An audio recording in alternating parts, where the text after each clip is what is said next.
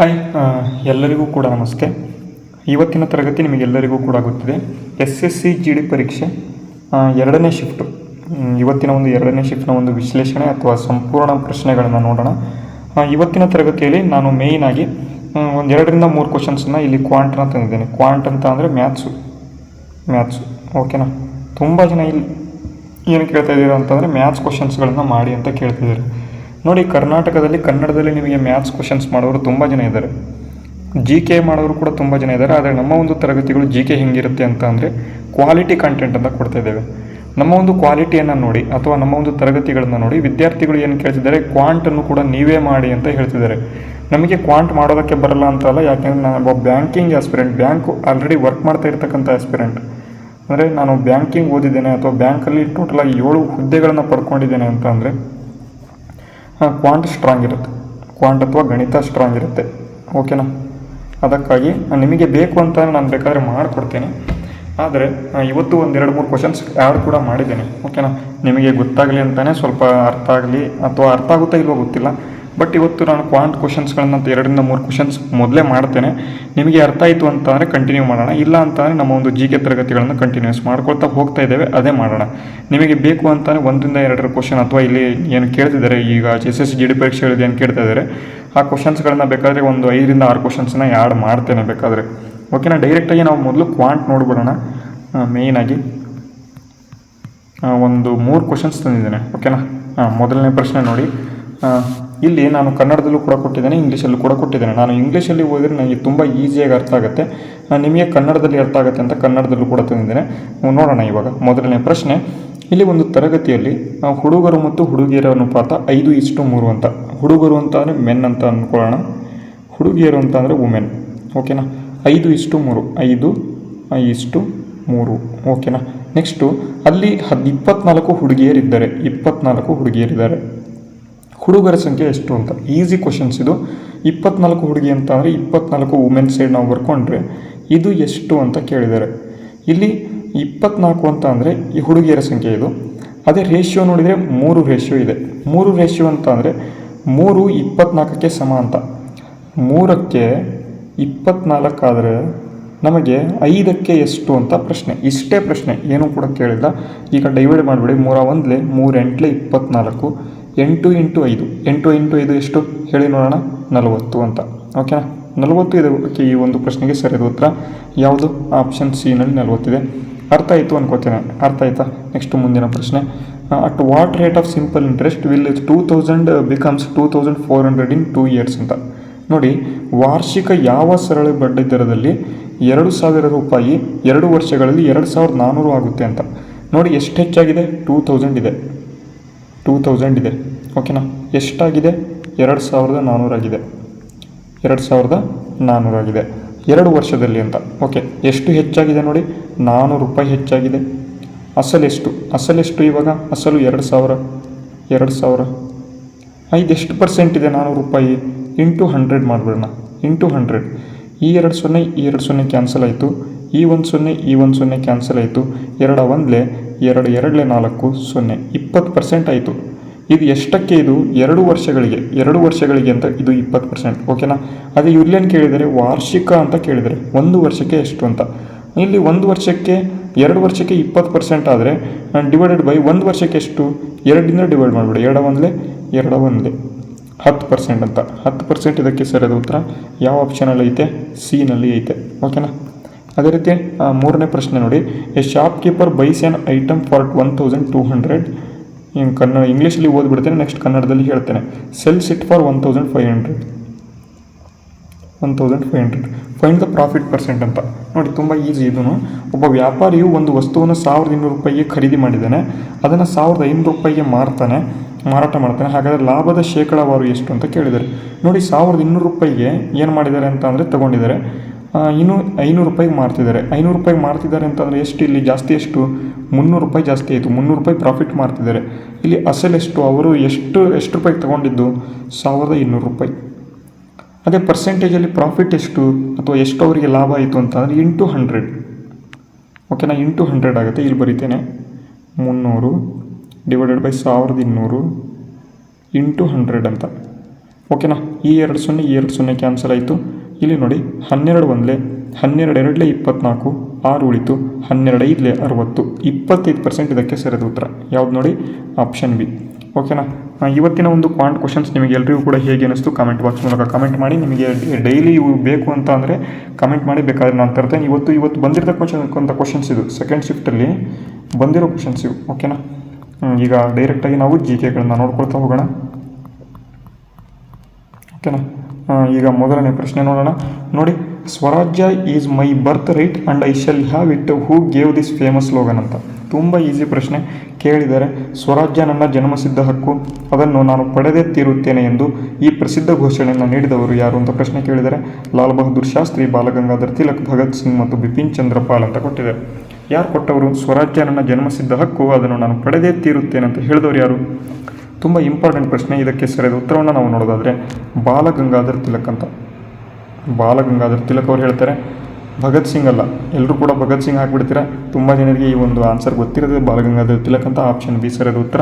ಅದೇ ರೀತಿ ನೋಡಿ ಮುಂದಿನ ಪ್ರಶ್ನೆ, in which of the session, ನೋಡಿ, in which of the session Indian national congress was Purna Swaraj resolution passed ಅಂತ. ನೋಡಿ, ಭಾರತೀಯ ರಾಷ್ಟ್ರೀಯ ಕಾಂಗ್ರೆಸ್ನ ಯಾವ ಅಧಿವೇಶನದಲ್ಲಿ ಪೂರ್ಣ ಸ್ವರಾಜ್ಯ ನಿರ್ಣಯವನ್ನು ಅಂಗೀಕಾರ ಮಾಡಲಾಯಿತು ಅಂತ ಪ್ರಶ್ನೆ ಕೇಳಿದ್ದಾರೆ. ತುಂಬ ಈಸಿ. ಯಾವುದಪ್ಪ ಅಂತ ಅಧಿವೇಶನ? 1929 ಲಾಹೋರ್ ಅಧಿವೇಶನ ಅಂತ. ಯಾವುದು ಆಪ್ಷನ್ ಯಾವುದು? ಆಪ್ಷನ್ ಬಿ ಇಲ್ಲಿ ಸರಿಯಾದ ಉತ್ತರ ಆಗಿದೆ. ಓಕೆನಾ, ಅರ್ಥ ಆಯ್ತಾ? ಮುಂದಿನ ಪ್ರಶ್ನೆ, which part of the Indian constitution contains DPSP ಅಂತ, directive principles of state policy, ರಾಜ್ಯ ನೀತಿ ನಿರ್ದೇಶಕ ತತ್ವಗಳನ್ನು ಯಾವ ಒಂದು ಭಾಗದಲ್ಲಿ ನೋಡ್ತೇವೆ ಅಂತ. ತುಂಬ ಈಸಿ. ಇದು ಕೂಡ ಭಾಗ 4ರಲ್ಲಿ ನೋಡ್ತೇವೆ. ಆಪ್ಷನ್ ಬಿ ಇಲ್ಲಿ ಸರಿಯಾದ ಉತ್ತರ. ಭಾಗ 3ರಲ್ಲಿ ನೋಡ್ತೇವೆ ಫಂಡಮೆಂಟಲ್ ರೈಟ್ಸ್, ಭಾಗ 4ರಲ್ಲಿ DPSP. ಅದೇ ಭಾಗ 4A ಅಲ್ಲಿ ಏನು ನೋಡ್ತೇವೆ ನೋಡಿ ಹೇಳೋಣ, ಏನು ನೋಡ್ತೇವೆ? Fundamental duties. ಅದೇ ಭಾಗ 5ರಲ್ಲಿ ಸೆಂಟ್ರಲ್ ಗೌರ್ನಮೆಂಟ್. ಇಷ್ಟು ಕೂಡ ಗೊತ್ತಿರಬೇಕು. ಗೊತ್ತಿದೆ, ಆಲ್ಮೋಸ್ಟ್ ಎಲ್ರಿಗೂ ಕೂಡ ಗೊತ್ತಿರುತ್ತೆ, ಒಂದ್ಸಲಿ ನೋಡ್ಕೊಳ್ಳಿ. ಅದೇ ರೀತಿ ಮುಂದಿನ ಪ್ರಶ್ನೆ, ಯಕ್ಷಗಾನ ಎಂಬತಕ್ಕಂಥದ್ದು ಇದೊಂದು ಟ್ರೆಡಿಷನಲ್ ಫೋಕ್ ಡ್ಯಾನ್ಸ್ ಆಗಿದೆ. ಇದು ಎಲ್ಲಿಂದ, ಯಾವ ಸ್ಟೇಟಿಂದ ಬಂದಿದೆ ಅಂತ. ಅಥವಾ ಯಕ್ಷಗಾನ ಅಂತ ಇಲ್ಲದೆ ಇಲ್ಲಿ ಯಕ್ಷಗಾನ ಅಂತ ಇದೆ. ಯಕ್ಷಗಾನ ಅಂತ ಎಲ್ಲರಿಗೂ ಕೂಡ ಗೊತ್ತಾಗ್ಬಿಡುತ್ತೆ. ನಮ್ಮ ಕರ್ನಾಟಕ ನೆನಪೇ ಆಗಿಬಿಡುತ್ತೆ. ಕರ್ನಾಟಕದಲ್ಲಿ ಯಕ್ಷಗಾನ ಕಂಡುಬರುತ್ತೆ ಅಂತ. ಆಪ್ಷನ್ ಸಿ ಸರಿಯಾದ ಉತ್ತರ. ಓಕೆನಾ. ಅದೇ ರೀತಿ ಮುಂದಿನ ಪ್ರಶ್ನೆ, what is the escape velocity? Escape velocity ಎಷ್ಟು ಅಂತ, ಭೂಮಿಯ ಪಲಾಯನ ವೇಗ ಎಷ್ಟು ಅಂತ ಕೇಳಿದ್ದಾರೆ. ತುಂಬ ಇಂಪಾರ್ಟೆಂಟ್ ಪ್ರಶ್ನೆ. ಎಷ್ಟಪ್ಪ ಎಸ್ಕೇಪ್ ವೆಲಾಸಿಟಿ ಭೂಮಿದು ಅಂತ ಕೇಳಿದರೆ 11.2 km/s. ಓಕೆನಾ, 11.2 km/s. ಈ ಒಂದು ಸ್ಪೀಡ್ನಿಂದ ನಾವು ನಮ್ಮ ಒಂದು ಭೂಮಿಯನ್ನು ಬಿಟ್ಟು ಹೋದರೆ ನಾವು ನಮ್ಮ ಒಂದು ಭೂಮಿಯ ಗುರುತ್ವಾಕರ್ಷಣೆಯನ್ನು ಬಿಟ್ಟು ಹೊರಗೆ ಹೋಗ್ತೇವೆ. ಅದಕ್ಕಾಗಿ ಪ್ರಶ್ನೆ ಕೇಳಿದರೆ ಇಲ್ಲಿ 11.2 km/s ಅಂತ. ಅದೇ ರೀತಿ 9.8 ಅಂತ ಏನಿದೆ, ಇದೇನಪ್ಪ ಅಂತ ಕೇಳಿದರೆ ಇದು ಏನು ಗ್ರಾವಿಟೇಷನಲ್ ಪುಲ್ ಎಷ್ಟಿದೆ ಅಂತ. ಗ್ರಾವಿಟೇಷನಲ್ಲು ಪುಲ್ಲು 9.8 km/s ಇರುತ್ತೆ. ಅದು ಕೂಡ ನಿಮಗೆ ಏನಾಗಬೇಕು, ನೆನಪಿರಬೇಕು. ಪ್ರಶ್ನೆ ಕೇಳ್ತಾರೆ. ಅದೇ ರೀತಿ ಮುಂದಿನ ಪ್ರಶ್ನೆ, ಅಂತ ತುಜುಕಿ ಬಾಬರಿ ಅಂತ ಬಾಬರ ನಾಮ ಎಂಬತಕ್ಕಂಥದ್ದನ್ನು ಬರೆದವರು ಯಾರು ಅಂತ. ವಿಚ್ ಲ್ಯಾಂಗ್ವೇಜಲ್ಲಿ ಬರೆದವರು ಅಂತ. ತುಜುಕಿ ಬಾಬರಿ ಬಾಬರ ನಾಮ ಯಾವ ಭಾಷೆಯಲ್ಲಿ ಬರೆಯಲ್ಪಟ್ಟಿದೆ ಅಂತ. ಪರ್ಷಿಯನ್, ಅರೇಬಿಕ್ ಮತ್ತು ಚಗತಾಯ್ ಟರ್ಕಿಶ್ ಅಂತ ಇದೆ, ಉರ್ದು ಅಂತ ಇದೆ. ನೋಡಿ, ಇದನ್ನು ತುರ್ಕಿಶ್ ಅಥವಾ ಟರ್ಕಿ ಭಾಷೆಯಲ್ಲಿ ಬರೆದಿದ್ದಾರೆ. ಚಗತಾಯ್ ಟರ್ಕಿಶ್ ಅಂತ ಕರೀತಾರೆ. ಪರ್ಷಿಯನ್ ಕೂಡ ಅಲ್ಲ, ಅರೇಬಿಕ್ ಅಲ್ಲ, ಚಗತಾಯ್ ಟರ್ಕಿಶ್ ಭಾಷೆಯಲ್ಲಿ ಈ ಒಂದು ಬಾಬರ್ ನಾಮ ಅಥವಾ ತುಜುಕಿ ಬಾಬರಿ ಅಂತಕ್ಕಂಥದ್ದನ್ನು ಬರೆದಿದ್ದಾರೆ. ಹಾಗಾಗಿ ಆಪ್ಷನ್ ಸಿ ಇಲ್ಲಿ ಸರಿಯಾದ ಉತ್ತರ ಆಗಿರ್ತದೆ. ಅದೇ ರೀತಿ ಬನ್ನಿ ಮುಂದಿನ ಒಂದು ಪ್ರಶ್ನೆ ನೋಡೋಣ. Who was the first Indian to win individual Olympic gold medal ಅಂತ. ಇದು ಯಾರಪ್ಪ ಅಂತಾರೆ? ಅಭಿನವ್ ಬಿಂದ್ರಾ. ಇದು ರಿಪೀಟ್ ಆಗಿದೆನಾ ಅಂತ ಬೆಳಗಿನ ಕ್ವಶನ್ಸಲ್ಲೂ ಕೂಡ ಬಂದಿತ್ತ ಅಂತ. ಅದೇ ರೀತಿ ಮುಂದಿನ ಪ್ರಶ್ನೆ, which gas is the most commonly used refrigerant in ರೆಫ್ರಿಜರೇಟರ್ಗಳಲ್ಲಿ, ಶುದ್ಧೀಕರಣ ಯಂತ್ರಗಳಲ್ಲಿ ಸಾಮಾನ್ಯವಾಗಿ ಬಳಸ್ತಕ್ಕಂಥ ಅನಿಲ ಯಾವುದು ಅಂತ ಕೇಳಿದರೆ ಸಾರಜನಕ, CO2, ಮೀಥೇನ್ ಮತ್ತು ಫ್ರೀಯಾನ್ ಅಥವಾ ಅಮೋನಿಯಾ ಅಂತ ಕೊಟ್ಟಿದ್ದಾರೆ. ಫ್ರೀಯಾನನ್ನು ಬಳಸ್ತಾರೆ. ಯಾವುದಪ್ಪ ಅಂತ ಅಂದರೆ ಆಪ್ಷನ್ ಬಿ, ಫ್ರೀಯಾನ್ಗಳನ್ನು ಬಳಸ್ತಾರೆ. Option B is the right answer. ಅದೇ ರೀತಿ ಮುಂದಿನ ಪ್ರಶ್ನೆ, the Nagarjuna Sagar dam is built across which river ಅಂತ. ನಾಗಾರ್ಜುನ ಸಾಗರ ಅಣೆಕಟ್ಟು ಯಾವ ನದಿಗೆ ಅಡ್ಡಲಾಗಿ ನಿರ್ಮಾಣ ಮಾಡಲಾಗಿದೆ ಅಂತ ಪ್ರಶ್ನೆ. ಗೋದಾವರಿ, ಕಾವೇರಿ, ಕೃಷ್ಣ ಮತ್ತು ಮಹಾನದಿ ಅಂತ ಕೊಟ್ಟಿದ್ದಾರೆ. ವೆರಿ ಇಂಪಾರ್ಟೆಂಟ್ ಇದು. ಯಾವುದಪ್ಪ ಈ ಒಂದು ನಾಗಾರ್ಜುನ ಸಾಗರ ಒಂದು ಏನು ಡ್ಯಾಮ್ ಇದೆ. ಅದನ್ನು ಎಲ್ಲಿ ಕಟ್ಟಿದ್ದಾರೆ ಅಂತಂದರೆ ಇದು ಎಲ್ಲಿ ಕಟ್ಟಿ ಬರುತ್ತೆ, ಕೃಷ್ಣಾ ನದಿಗೆ ಕಟ್ಟಿದ್ದಾರೆ, ಕೃಷ್ಣಾ ನದಿಗೆ. ಹಾಗಾದರೆ ಇದು ಯಾವ ಒಂದು ರಾಜ್ಯದಲ್ಲಿದೆ? ಕರ್ನಾಟಕ, ಮತ್ತು ಇಲ್ಲಿ ಆಂಧ್ರ ಪ್ರದೇಶ, ತೆಲಂಗಾಣ, ನೆಕ್ಸ್ಟ್ ಇಲ್ಲಿ ಮಹಾರಾಷ್ಟ್ರ. ಈ ಒಂದು ಏನು ನಾಗಾರ್ಜುನ ಸಾಗರ ಅಣೆಕಟ್ಟು ಯಾವ ಒಂದು ರಾಜ್ಯದಲ್ಲಿದೆ? ಈ ಒಂದು ಆಪ್ಷನ್ಸ್ ಮುಖಾಂತರ ನೀವು ಕಮೆಂಟ್ ಬಾಕ್ಸ್ ಮೂಲಕ ಕಮೆಂಟ್ ಮಾಡಿ. ಅದೇ ರೀತಿ ಮುಂದಿನ ಪ್ರಶ್ನೆ, who was the viceroy of India during Jallian Wala Bagh massacre ಅಂತ. ಜಲಿಯನ್ ವಾಲಾಬಾಗ್ ಹತ್ಯಾಕಾಂಡ ನಡೆದ ಸಮಯದಲ್ಲಿ ಭಾರತದ ವೈಸ್ರಾಯ್ ಯಾರಾಗಿದ್ದರು ಅಂತ ಕೇಳಿದರೆ ಲಾರ್ಡ್ ಕರ್ಜನ್, ಚೆಲ್ಮ್ಸ್ಫೋರ್ಡ್, ಹಾರ್ಡಿಂಗ್ ಮತ್ತು ಇರ್ವಿನ್ ಅಂತ. ಯಾರಪ್ಪ ಆಗಿರ್ತಾರೆ ಅಂತ ಅಂದರೆ ಚೆಲ್ಮ್ಸ್ಫೋರ್ಡ್ ಆಗಿರ್ತಾರೆ. ಮಾಂಟೆಗ್ಯೂ ಚೆಲ್ಮ್ಸ್ಫೋರ್ಡ್ ಅಂತ. ಇಲ್ಲಿ ಮಾಂಟೆಗ್ಯೂ ಇಲ್ಲಿ ಇದಾಗಿದ್ದರೆ ಗವರ್ನರ್ ಆಗಿದ್ದಾರೆ. ಚೆಲ್ಮ್ಸ್ಫೋರ್ಡ್ ಅಂತಕ್ಕಂಥವನು ಏನಾಗಿರ್ತಾನೆ? ವೈಸ್ರಾಯ್ ಆಗಿರ್ತಾನೆ. ಆಪ್ಷನ್ ಇಲ್ಲಿ ಬಿ ಸರಿಯಾದ ಉತ್ತರ. ಅರ್ಥ ಆಯ್ತಾ? ಮುಂದಿನ ಪ್ರಶ್ನೆಗೆ ಹೋಗೋಣ. ಬನ್ನಿ ಮುಂದಿನ ಪ್ರಶ್ನೆಗೆ ಹೋಗೋಣ. Which schedule of the Indian constitution relates anti defection ಲಾ ಅಂತ ಕೊಟ್ಟಿದ್ದಾರೆ. ಯಾವುದಪ್ಪ ಅಂತಂದರೆ 10ನೇ ಅನುಸೂಚಿ ಅಂತ. 10ನೇ ಅನುಸೂಚಿ ಇದರಲ್ಲಿ ಆ್ಯಂಟಿ ಡಿಫೆಕ್ಷನ್ ಲಾ ಬಗ್ಗೆ ಹೇಳುತ್ತೆ. ಅದೇ 9ನೇ ಅನುಸೂಚಿ ಏನಪ್ಪ ಹೇಳುತ್ತೆ ಅಂತ ಕೇಳ್ಬೋದು. 9ನೇ ಅನುಸೂಚಿ ಏನಪ್ಪ ಹೇಳುತ್ತೆ ಅಂತ ಅಂದರೆ ಇಲ್ಲಿ ಜಮೀನ್ದಾರಿಕೆಯನ್ನು ತೆಗೆದುಹಾಕತಕ್ಕಂಥ ವಿಧಿ ಯಾವುದಪ್ಪ ಅಂತಾರೆ? 9ನೇ ಒಂದು ಅನುಸೂಚಿ ಅಂತ. 9ನೇ ಅನುಸೂಚಿ ಜಮೀನ್ದಾರಿಕೆ ಬಗ್ಗೆ ಹೇಳುತ್ತೆ, ಅದನ್ನು ತೆಗೆದುಹಾಕುವ ಬಗ್ಗೆ. ಅದೇ ರೀತಿ ಇನ್ನೊಂದು ಕೇಳ್ತಾರೆ 8ನೇ ಅನುಸೂಚಿ ಅಂತ. 8ನೇ ಅನುಸೂಚಿಯಲ್ಲಿ ಟೋಟಲ್ ಎಷ್ಟು ಲ್ಯಾಂಗ್ವೇಜ್ಗಳು ಅಥವಾ ಎಷ್ಟು ಭಾಷೆಗಳು ಇದ್ದಾವೆ ಸಂವಿಧಾನದಲ್ಲಿ ಅಂತ ಅಂದರೆ 22 ಭಾಷೆಗಳಿದ್ದಾವೆ. ಅದೇ 11ನೇ ಅನುಸೂಚಿ ಇದು ಪಂಚಾಯಿತಿ ಬಗ್ಗೆ ಹೇಳುತ್ತೆ, ಪಂಚಾಯಿತಿ ಬಗ್ಗೆ. 12ನೇ ಅನುಸೂಚಿ ಇದು ಮುನ್ಸಿಪಾಲಿಟಿ ಬಗ್ಗೆ ಹೇಳುತ್ತೆ. ಇವೆಲ್ಲವೂ ಕೂಡ ಗೊತ್ತಿರಬೇಕು. ಟೋಟಲ್ ಆಗಿ ಭಾರತದ ಸಂವಿಧಾನದಲ್ಲಿ ಏನು ಮೂಲ ಸಂವಿಧಾನ ಅಂತಂದರೆ ಮೊದಲನೇ ಬೇಸಿಕ್ ಸಂವಿಧಾನದಲ್ಲಿ ಎಷ್ಟು ಅನುಸೂಚಿಗಳು ಇದ್ವು ಅಂತ ಕೇಳಿದ್ರೆ 8 ಅನುಸೂಚಿಗಳು ಇದ್ವು. ಈಗ ಪ್ರೆಸೆಂಟಾಗಿ ಎಷ್ಟಿದ್ದಾವೆ ಅಂತ ಪ್ರಶ್ನೆ ಕೇಳ್ತಾರೆ. ಎಷ್ಟಿದ್ದಾವೆ ಅಂತ ಅಂದರೆ 12 ಅನುಸೂಚಿಗಳು ನಮ್ಮ ಒಂದು ಭಾರತದ ಸಂವಿಧಾನದಲ್ಲಿ ಕಂಡು ಬರ್ತವೆ. ಅದೇ ರೀತಿ ಬನ್ನಿ ಮುಂದಿನ ಪ್ರಶ್ನೆ, vitamin B12 contains which metal atom ಅಂತ ಕೊಟ್ಟಿದ್ದಾರೆ. ವಿಟಮಿನ್ B12 ಅಲ್ಲಿ ಯಾವ ಲೋಹದ ಪ್ರಮಾಣವನ್ನು ಹೊಂದಿದೆ ಅಂತ ಇಲ್ಲಿ ಪ್ರಶ್ನೆ ಕೇಳಿದರೆ. ತುಂಬ ಇಂಪಾರ್ಟೆಂಟು. ಯಾವುದಪ್ಪ ಅಂತಂದರೆ ಕೋಬಾಲ್ಟ್ ಅಂತ. ಕೋಬಾಲ್ಟನ್ನು ಹೊಂದಿರ್ತದೆ. ಆಪ್ಷನ್ ಇಲ್ಲಿ ಸಿ ಸರಿಯಾದ ಉತ್ತರ ಆಗಿದೆ. Cobalt is the right answer. ಅದೇ ರೀತಿ ಮುಂದಿನ ಪ್ರಶ್ನೆ, which passes connect Srinagar to Leh ಅಂತ.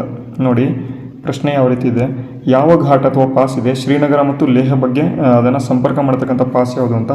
ರೋಹತಾಂಗ್ ಇದೆ, ನ್ಯಾಥುಲಾ, ಜೋಜಿಲಾ ಮತ್ತು ಸಿಪ್ಕಿಲಾ ಅಂತ ಕೊಟ್ಟಿದ್ದಾರೆ. ಜೋಜಿಲಾ ಎಂಬತಕ್ಕಂಥ ಪಾಸ್ ಏನಿದೆ ಅದೇನು ಮಾಡುತ್ತಪ್ಪ ಅಂತ ಅಂದರೆ ಈ ಒಂದು ಶ್ರೀನಗರ ಮತ್ತು ಲೇಹ್ ಎಲ್ಲಿದೆ? ಇಲ್ಲಿದೆ. ಶ್ರೀನಗರ ಇಲ್ಲಿದೆ. ಇದು ಭಾರತ ಅಂತ ಅಂದ್ಕೊಳ್ಳಿ. ನನ್ನ ಪ್ರೀತಿಯ ಭಾರತ ಈ ರೀತಿಯಾಗಿದೆ. ಇಲ್ಲಿ ಲೇಹ್ ಇದೆ, ಇಲ್ಲಿ ಶ್ರೀನಗರ ಇದೆ. ಇಲ್ಲಿ ಒಂದು ಪಾಸ್ ಬರುತ್ತೆ. ಅದು ಯಾವುದಪ್ಪ ಅಂತ ಅಂದರೆ ಜೋಜಿಲಾ ಮತ್ತು ಈ ಕಡೆ ಒಂದು ಬರುತ್ತೆ, ಅದು ಬನಿಹಾಲ್ ಪಾಸ್. ಅವೆಲ್ಲವೂ ಕೂಡ ಗೊತ್ತಿರಬೇಕು. ಅದೇ ರೀತಿ ಮುಂದಿನ ಪ್ರಶ್ನೆ ನೋಡೋಣ. In the context of computer technology what is HTTP ಅಂತ. ತುಂಬ ಈಸಿ ಪ್ರಶ್ನೆ. ಹೈಪರ್ ಟೆಕ್ಸ್ಟ್ ಟ್ರಾನ್ಸ್ಪೋರ್ಟ್ ಪ್ರೋಟೋಕಾಲ್ ಅಂತ, ಟ್ರಾನ್ಸ್ಫರ್ ಪ್ರೋಟೋಕಾಲ್ ಅಂತ. ಆಪ್ಷನ್ ಇಲ್ಲಿ ಬಿ ಸರಿಯಾದ ಉತ್ತರ ಆಗಿದೆ. ಅದೇ ರೀತಿ ಮುಂದಿನ ಪ್ರಶ್ನೆ, the white revolution of India is related which production ಅಂತ ಕೊಟ್ಟಿದ್ದಾರೆ. ಮಿಲ್ಕ್ ಪ್ರೊಡಕ್ಷನ್ ಅಂತ. ವರ್ಗೀಸ್ ಕುರಿಯನ್ ಅಂತ ಕರೀತಾರೆ. ವರ್ಗೀಸ್ ಕುರಿಯನ್ ಇದರ ಒಂದು ಫಾದರ್ ಅವ್ರನ್ನ ವರ್ಗೀಸ್ ಕುರಿಯನ್ ಅಂತ ಕರೀತಾರೆ. White revolution of the India is related to ಹಾಲು ಅಂತ, ಮಿಲ್ಕ್ ಅಂತ. ನೆಕ್ಸ್ಟ್ ಮುಂದಿನ ಪ್ರಶ್ನೆ, who among the following was known as frontier Gandhi. ಗಡಿನಾಡ ಗಾಂಧಿ ಅಂತ ಯಾರನ್ನ ಕರೀತಾರೆ ಅಂತ ಪ್ರಶ್ನೆ ಕೇಳಿದರೆ ಖಾನ್ ಅಬ್ದುಲ್ ಗಫಾರ್ ಖಾನ್ ಅಂತ. ಆಲ್ಮೋಸ್ಟ್ ತುಂಬ ಸಲ PCಯಲ್ಲಿ ಕ್ವಶನ್ ಬಂದಿದೆ, ನಮ್ಮ ಸ್ಟೇಟ್ PCಯಲ್ಲಿ. ಅದೇ ರೀತಿ ಸೆಂಟ್ರಲ್ ಗೌರ್ಮೆಂಟಲ್ಲಿ ಇವತ್ತು ಕೇಳಿದ್ದಾರೆ ಫ್ರಾಂಟಿಯರ್ ಗಾಂಧಿ ಯಾರು ಅಂತ. ಅದೇ ಆಪ್ಷನ್ ಬಿ ಇಲ್ಲಿ ಸರಿಯಾದ ಉತ್ತರ ಆಗಿದೆ. ಅದೇ ರೀತಿ ಮುಂದಿನ ಪ್ರಶ್ನೆ, which gland in the human body is both exocrine and endocrine gland ಅಂತ. ಮಾನವನ ದೇಹದ ಯಾವ ಗ್ರಂಥಿಯು ಹೊರಸ್ರಾವಕ ಮತ್ತು ಅಂತಃಸ್ರಾವಕ ಎರಡೂ ಆಗಿ ಕಾರ್ಯನಿರ್ವಹಣೆ ಮಾಡುತ್ತೆ ಅಂತ. ಯಾವುದಪ್ಪ ಅಂತಂದರೆ ಇಲ್ಲಿ ಮೇದೋಜೀರಕ, ಪ್ಯಾಂಕ್ರಿಯಾಸ್ ಗ್ರಂಥಿ, ಮೇದೋಜೀರಕ ಗ್ರಂಥಿ. ಯಕೃತ್ ಅಂತ, ಲಿವರ್ ಅಂತ ಕರೀತಾರೆ. ಇಂಗ್ಲೀಷಲ್ಲಿ ನೀವು ಬರ್ಕೊಳ್ಬೇಕಾದ್ರೆ ಲಿವರು ಮತ್ತು ಪಿಟ್ಯೂಟರಿ ಅಂತ ಇರೋದಿದೆ. ನೆಕ್ಸ್ಟ್ ಥೈರಾಯ್ಡ್ ಅಂತ ಇದೆ. ಮೇದೋಜೀರಕ ಗ್ರಂಥಿ ಪ್ಯಾಂಕ್ರಿಯಾಸ್ ಏನಿದೆ, ಎಕ್ಸೋಕ್ರೈನ್ ಮತ್ತು ಎಂಡೋಕ್ರೈನ್ ಇದು ಒಳಗೂ ಕೂಡ ತಗೊಳುತ್ತೆ, ಹೊರಗೂ ಕೂಡ ಹಾಕುತ್ತೆ. ಹಾಗಾಗಿ ಮೇದೋಜೀರಕ ಗ್ರಂಥಿ ತುಂಬ ಇಂಪಾರ್ಟೆಂಟು ಅಂತ. ಅದೇ ರೀತಿ ಮುಂದಿನ ಪ್ರಶ್ನೆ, ಬ್ಲೂ ಮೌಂಟೇನ್ ಅಥವಾ ಈ ಒಂದು ಬ್ಲೂ ಮೌಂಟೇನ್ ಯಾವ ರಾಜ್ಯದ ಅತಿ ಎತ್ತರದ ಶಿಖರವಾಗಿದೆ ಅಂತ. ಬ್ಲೂ ಮೌಂಟೇನ್ ಪಾವನ್ಪುರಿ ಅಂತ ಇದೆ, ಫಾಂಗ್ಪುಯಿ ಅಂತ. ಈ ಒಂದು highest peak of which state ಅಂತ ಕೇಳಿದರೆ ಮೇಘಾಲಯ, ಮಿಜೋರಾಂ, ಮಣಿಪುರ ಮತ್ತು ನಾಗಾಲ್ಯಾಂಡ್ ಅಂತ ಆಪ್ಷನ್ಸ್ಗಳನ್ನು ಕೊಟ್ಟಿದ್ದಾರೆ. ಯಾವುದಪ್ಪ ಈ ಒಂದು ಬ್ಲೂ ಮೌಂಟೇನ್ನ ಒಂದು ಅತ್ಯಂತ ಹೈಯೆಸ್ಟ್ ಪೀಕ್, ಯಾವ ಒಂದು ರಾಜ್ಯದ ಹೈಯೆಸ್ಟ್ ಪೀಕ್ ಅಂತ ಕೇಳಿದರೆ ನಿಮಗೆ ಮಿಜೋರಾಂ ನೆನಪಾಗಬೇಕು. ಅದೇ ಭಾರತದ ಒಂದು ಕರ್ನಾಟಕದ ಹೈಯೆಸ್ಟ್ ಪೀಕ್ ಯಾವುದು ಅಂತ ಪ್ರಶ್ನೆ ಕೇಳ್ಬೋದು. ಯಾವುದು ಕರ್ನಾಟಕದ ಹೈಯೆಸ್ಟ್ ಪೀಕು? ಮುಳ್ಳಯ್ಯನಗಿರಿ ಅಂತ. ಮುಳ್ಳಯ್ಯನಗಿರಿ ಯಾವುದು ಯಾವ ಒಂದು ಜಿಲ್ಲೆಯಲ್ಲಿ ಕಂಡುಬರುತ್ತೆ ನೋಡಿ, ಆನ್ಸರ್ ಮಾಡಿ ನೋಡೋಣ. ಕರ್ನಾಟಕ PC ಓದ್ತಾ ಇರ್ತಕ್ಕಂಥವ್ರು ಯಾವ ಜಿಲ್ಲೆಯಲ್ಲಿ ಕಂಡುಬರುತ್ತೆ ಒಂದ್ಸರಿ ನೋಡಿ. ಅದೇ ರೀತಿ what is the tenure of the member of Rajya Sabha ಅಂತ ಕೊಟ್ಟಿದ್ದಾರೆ. ಎಷ್ಟು ವರ್ಷ ಇರುತ್ತೆ ಅಂತಂದರೆ 6 ವರ್ಷ ಇರುತ್ತೆ. ಅದೇ ಲೋಕಸಭೆ ಕೇಳಿದರೆ 5 ವರ್ಷ ಇರುತ್ತೆ. ಅದು ಕೂಡ ಗೊತ್ತಾಗಬೇಕು. 6 ವರ್ಷ ಅಂತ ಎವ್ರಿ 1/2 ಇಯರ್ಸ್ಗೆ 1/3 ಮೆಂಬರ್ಸ್ ಏನಾಗ್ತಾರೆ ಹೋಗ್ತಾರೆ, 1/3 ಮೆಂಬರ್ಸ್ ಬರ್ತಾರೆ. ಅದಕ್ಕೆ ಎಲೆಕ್ಷನ್ಸ್ಗಳನ್ನು ಮಾಡೋದಿಲ್ಲ ಅಂತ, ಒಂದೇ ಸರಿ ಎಲೆಕ್ಷನ್ಸನ್ನು ಮಾಡೋದಿಲ್ಲ, ಎವ್ರಿ 2 ಇಯರ್ಸ್ ಅದಕ್ಕೆ ಚೇಂಜ್ ಆಗ್ತಾನೆ ಇರ್ತಾರೆ. ಅದು ಯಾವುದಪ್ಪ ಅಂತಾನೆ ರಾಜ್ಯಸಭೆ ಅಂತ. 6 ವರ್ಷ ಇದರ ಒಂದು ಏನಪ್ಪ ಅಂತಾರೆ ಟೆನ್ಯೂರ್ ಇರುತ್ತೆ. ರಾಜ್ಯಸಭೆ ಸದಸ್ಯರ ಅಧಿಕಾರಾವಧಿ 6 ವರ್ಷ. ಸಿ. ಅದೇ ರೀತಿ which Indian economist was awarded the Nobel prize in 1998 ಅಂತ ತುಂಬ ಇಂಪಾರ್ಟೆಂಟ್ ಪ್ರಶ್ನೆ, ತುಂಬ ಸಲ ಕೇಳಿಬಿಟ್ಟಿದ್ದಾರೆ. ಇದಕ್ಕೆ ಸರಿಯಾದ ಉತ್ತರನ ಎಲ್ಲರೂ ಕೂಡ ಕಾಮೆಂಟ್ ಬಾಕ್ಸ್ ಮೂಲಕ ಕಾಮೆಂಟನ್ನು ಮಾಡಬಹುದು. ಇವತ್ತಿನ ತರಗತಿ ಎಲ್ಲರಿಗೂ ಕೂಡ ಹೇಗೆ ಅನ್ನಿಸ್ತು ಪ್ಲೀಸ್ ಕಾಮೆಂಟ್ ಮಾಡಿ. ಮತ್ತು ಕ್ವಾಂಟ್ ಎಲ್ಲರಿಗೂ ಕೂಡ ಆ್ಯಡ್ ಮಾಡಬೇಕಾ ಬಿಡಬೇಕಾ ಅದನ್ನು ಕೂಡ ಕಮೆಂಟ್ ಮಾಡಿ. ಮತ್ತು ಇವತ್ತಿನ ಒಂದು ಸಂಪೂರ್ಣ PDF ನಿಮಗೇನಾದರೂ ಬೇಕು ಅಂತ ಅಂದರೆ ನಿಮಗೆ ತೋರಿಸ್ತೇನೆ ಆ ಒಂದು, ಓಕೆನಾ. ಇವತ್ತಿನ ಸಂಪೂರ್ಣ PDF ಬೇಕು ಅಂತಂದರೆ ಇಲ್ಲಿ ಕೊಟ್ಟಿರ್ತಕ್ಕಂಥ ಒಂದು ಸ್ಕ್ಯಾನರ್ ಕೊಡ್ತೇನೆ. ಈ ಸ್ಕ್ಯಾನರ್ ಮುಖಾಂತರ 29 ರೂಪಾಯಿಗಳನ್ನು ನೀವು ಸೆಂಡ್ ಮಾಡಿ ಟೋಟಲಾಗಿ ಅರೌಂಡ್ ಇದುವರೆಗೂ ಆಗಿರ್ತಕ್ಕಂಥ ಎಲ್ಲ ಪರೀಕ್ಷೆಗಳ ಒಂದು PDF ಈ ಒಂದು ಒಂದೇ PDF ಅಲ್ಲಿ ಇದುವರೆಗೂ ಆಗಿರ್ತಕ್ಕಂಥ ಎಲ್ಲ GK ಪ್ರಶ್ನೆಗಳನ್ನು ಒಂದೇ ಕಡೆ ಕಲೆ ಹಾಕಿದ್ದೇನೆ. 29 ರೂಪಾಯಿನ ನೀವು ಸೆಂಡ್ ಮಾಡಿ ಇಮೇಲ್ ID udyogjeevan1@gmail.com ಅಂತ ಇಮೇಲ್ ID ಇದೆ. ಇದಕ್ಕೆ ನೀವು ಸೆಂಡ್ ಮಾಡಿದರೆ ನಾನು PDF ಕೊಡ್ತೇನೆ, ಪಡ್ಕೋಬೋದು. ಓಕೆನಾ. ಇವತ್ತಿನ ತರಗತಿ ಯೂಸ್ಫುಲ್ ಆಗಿದೆ. ವಿಡಿಯೋಗೆ ಲೈಕ್ ಮಾಡಿ, ಶೇರ್ ಮಾಡಿ, ಸಬ್ಸ್ಕ್ರೈಬ್ ಮಾಡಿ.